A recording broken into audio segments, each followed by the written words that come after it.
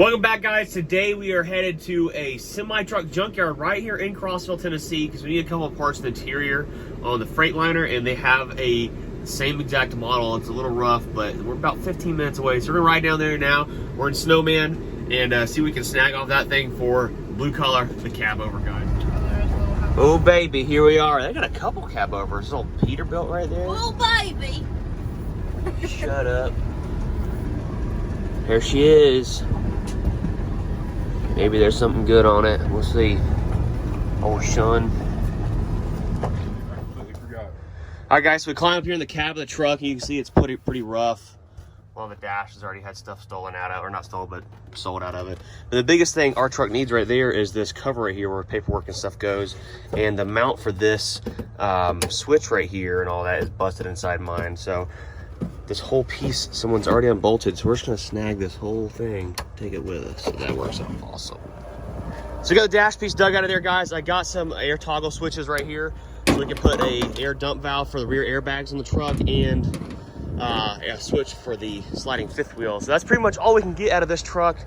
This is a little bit older than what I've got, so we're gonna go ahead and walk down here. There's another truck a little bit newer than what I got, but it's got some good interior pieces, so walk in there and check it out. I'll put a address and a phone number to this place if you guys want to come back. We'll walk around and tour some more of it in a minute, but we're now gonna drive the Snowman down there and grab some other pieces out of this other Freightliner Cabover. So back here is a newer model FLB, guys, that they have here. And the truck, whenever I redid the dash and this and blue collar, the speedo quit working. My speedo has 135,000 on it. This one has 149,000. So we're gonna snatch this one out of here, and hopefully this fixes the issue. So maybe, but I'm gonna go ahead and grab the tack just in case, because finding some of these old gauges is pretty hard, and little AC knobs because I don't have those either. But pretty cool. There's a bunch of stuff in here. So all these other gauges I've already got, so I don't really need any of those. So interior is really not in that bad a shape either. Pretty crazy. But Kyle the other day, I didn't tell you guys, ripped that door handle off the truck, so we gotta pull that door handle off over there too. So before we bounce, guys, I did want to mention on this other cab where we got some parts off, it does have bigger tanks. These are 5 foot long. They're the same diameter as the tanks that I've got on my truck, but like I said, they are much longer. So let me know what you guys think. I don't know if I should just wait and go with a lot bigger tank and a longer tank, or should I go with these? Both of them are in really great shape on both sides of the truck here. You know, as you can see, no issues. So I'm wondering, I don't know, what should we do? All right guys, we're back up here at RLC Motorsports, and we're working on the flat nasty, and there was a power steering line that was busted right here. I actually made a new one, and we're actually going to bypass this ferrule right here and put a crimp fitting on, I guess you'd call it. I'm not sure what you call it. So we're going to get that installed. We've been having a lot of issues of burning up relays that control the fan, so I picked up a 125 amp relay. I'm just going to run them all together and bypass this little setup right there too. So I've rewired the fans up here, and we've got this 120 amp relay. It's a big boy wired in here. I know the wiring needs some attention, but it's just going to work for right now. We're not too worried about it. So got that stuff down there out of the way. The batteries are like stone dead again. This thing has a draw somewhere. I don't know why it would have a draw or anything crazy. So I'm gonna put it on charge and see if we can get the motor mount finished replaced. I got a new motor mount right there to go in it. Wait, hold on. Recording? Yeah. So you got the old motor mount out right there, guys. You can see how that thing is obliterated compared to the new one that's right here. It's actually a little bit different design. So you guys can see right there how they changed the design of it up a little bit. So we're gonna go ahead and get this thing swapped in there. It should take care of a lot of our issues we're having. So the flat nasty is all fixed up basically, guys. We're charging the batteries on it right now. But Amber and Brian's gonna take Amber for a rip in his drift car with LS swapped. I don't know what it is. 300. Is this a 300, right? What kind of car is this? Yeah, 240. There we go. All cambered out. Amber's never rode anything crazy like this before. Ooh, you gotta put the steering wheel on. Oh, we got Mr. Steal Your Girl in there. Oh my god. How do you even put a seatbelt on? Just like the mud truck. All right, go ahead. It's quiet. It's really quiet. No, it's not. I heard it in there.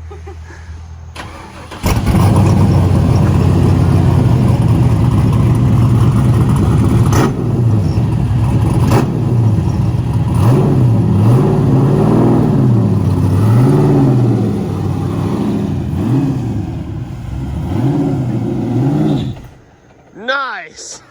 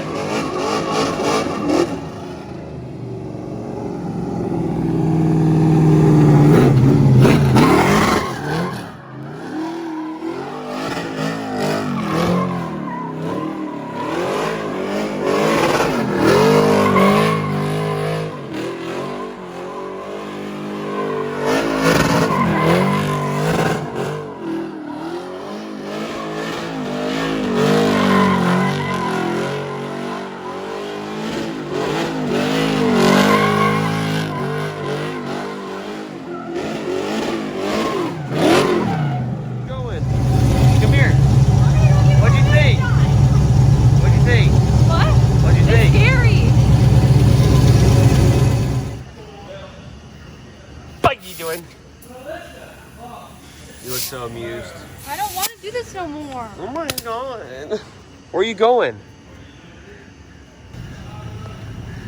Well guys, flat nasty's all fixed up for now. I had an issue with the motor mount. The frame is still pretty bit badly. You guys can see that thing leaning in.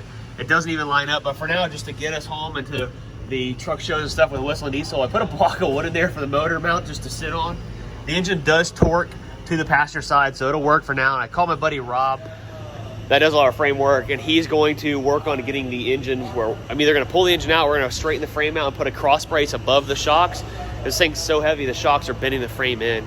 Or I talked to Fitz Fabrication with Fitzgerald Fabrication. They have a frame machine for semis, so we might be able to pull the frame out straight, and then I can build something for the time being just to get us home back to my buddy Bert, and he can get the frame fixed up. So that's pretty much a wrap for the flatbed. We're gonna head out to dinner and get some food. So guys, we're back here at 440 CB shop, and I actually had a fan send me. Obviously we just got any dinner, but I just had a fan send me. Jeff Markowski out of McDonough, Georgia, sent me a CB radio. What kind of CB radio is that? That's a 25 night watch sound tracker. Cobra. Yep. Okay. So yeah, this is the radio he sent me, guys, through the fan mail.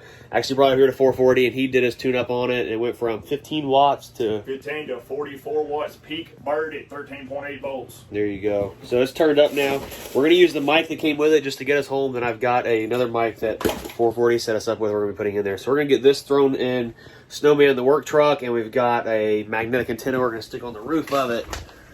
And let's see. Yeah, I think I read this to you guys before from Jeff. So shout out to Jeff again, guys. We're putting your radio to good use. And Snowman, my other brother, I appreciate it. So we got the CB mounted here inside the cab. We decided to just go ahead and screw the ashtray shut because it was like fallen and cracked already. So we screwed it up there shut, mounted the CB right there. And the truck already had a mic mount right here from probably back in whoever knows how long ago when this thing was a school board truck. So we'll use that mic mount there for right now. I think it looks good, just kind of nestled up right there out of the way. It is going to be plugged into the cigarette lighter for now. Then in the next couple of days, I'll hardwire it up somewhere and get it all that stuff out of the way. But looks pretty good. 440 is working on mounting the. Oh, we already got the antenna up top. We got a white antenna. What brand is this? Yeah, so this is the Hustler version of the same antenna, or the magnetic version of the same antenna you have, which is a Hustler, just like your antenna. Okay. And just like your antenna, it'll let the spring lay back, and it will not come unmagnetized. It'll hold 500 watts peak, and it'll hang on at interstate speeds, and don't have to worry about it coming off. Cool. Okay. So good antenna.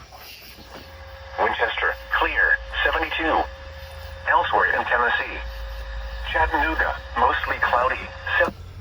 That's pretty neat. Okay, so that's gain. Oh, that's the dimmer right there. Okay. Nice. There it is. Shout out 440 CB shop, hooking it up again. Alright guys, so we found a fluorescent bulb like you saw. We got the old fluorescent bulb out here on 440's comp tune on the old radio here. And I'm going to send her up talking like this, real loud, nice, clean, clear audio. Bye-bye. So we're back up here at old Bowden's junkyard, guys. I know I didn't really give you a chance to say yes or no in the fuel tanks, but I went ahead and grabbed them. They do have 0 dents in them. They're just really dirty and have to be polished up really well, but they are 100-gallon tanks compared to our little baby 50-gallon tanks. So they're not crazy big compared to those, but they will, obviously they're double the size. So we'll get a lot more fuel capacity out of those. But they do have a ton of stuff up here, guys. I'll put all their information down below. There in Crossville, Tennessee.